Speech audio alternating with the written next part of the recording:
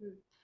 शादी के बाद प्यार क्यों कम हो जाता है, या शादी के बाद कपल्स को ऐसा क्यों लगता है कि पहले जैसे हालात नहीं रहे। अब एक दूसरे की जो बॉन्डिंग है, जो दोनों में पहले प्यार था, अफेक्शन थी, केयर थी, वो ख़त्म हो गई है। तो आज हम बात करते हैं कि क्या वाकई ही शादी के बाद मोहब्बत कम हो जाती है, या तरीका एक्सप्रेशन का डिफरेंट है और आपको ज़रूरत है कोई 4 काम करने की, जो मैं आज आपसे डिस्कस करूँगी, जिसके करने से आप अपनी शादी में स्पार्क, प्यार दोबारा वापस ला सकते हैं। सो अगर आप ऐसा करना चाहते हैं, तो इस वीडियो को पूरा देखिए और मेरे चैनल को लाइक, सब्सक्राइब और शेयर ज़रूर कीजिए। तो चलें जी, डिस्कस करते हैं। पहली इम्पॉर्टेंट चीज़ जो आपने अपनी शादी में करनी है, वो है जी मैग्नीफाइंग ग्लास इफ़ेक्ट। अब ये क्या होता है?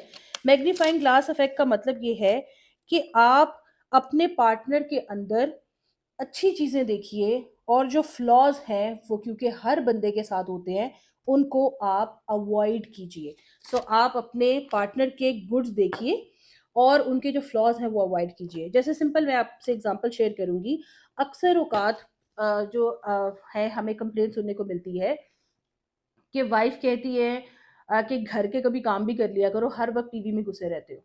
तो आप ये भी सोचिए कि वही मेल है जो कभी लाइट बल्ब भी वही चेंज कर रहे होते हैं, कोई और भी काम कर रहे होते हैं, लेकिन आपने कितनी को दफा उनको ये कहा है कि हाँ जी आपने बहुत अच्छा काम किया है लाइट बल्ब चेंज करके।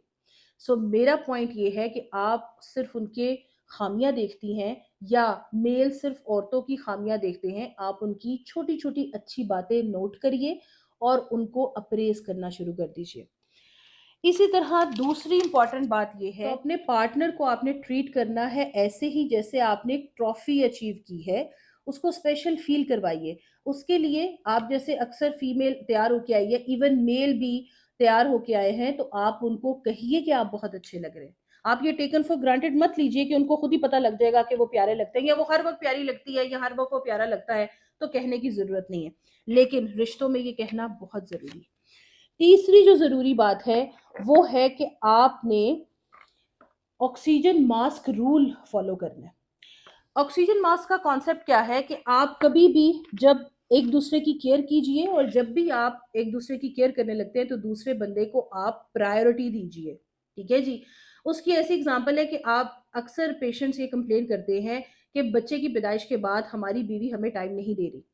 तो बेशक आपकी बेबी की बर्थ हो गई है, लेकिन आपका जो पहला रिश्ता है, जो ऑक्सीजन है आपकी शादी में, वो आपके पार्टनर का रिश्ता है। तो अपने पार्टनर को टाइम दीजिए। कोई 10 से 20 मिनट की वॉक पे चले जाइए, कोई टी एक साथ कर लीजिए, जो कि चाइल्ड फ्री टाइम है आपका।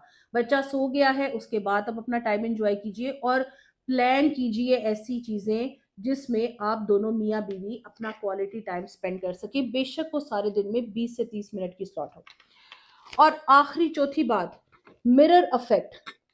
मिरर अफेक्ट का सिंपल मतलब ये है, आप जैसा खुद के साथ ट्रीटमेंट चाहते हैं वैसे ही अगले बंदे को ट्रीट कीजिए। आप चाहते हैं कि अगला बंदा आपको अप्रिशिएट करे, तो आप पहले उनको अप्रिशिएट करना शुरू कर दें। और इसमें सिंपल सा रूल ऑफ थंब ये है कि छोटी छोटी चीजों पर अपने स्पाउसेस को सहारिए, उनको कहिए आपने बहुत अच्छा।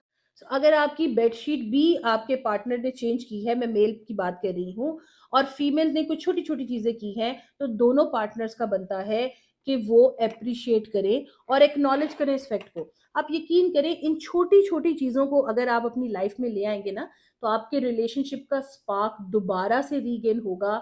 आप अपने रिलेशनशिप को उसी तरह इंजॉय करेंगे जैसे आप मंगनी की लाइफ में इंजॉय करते थे।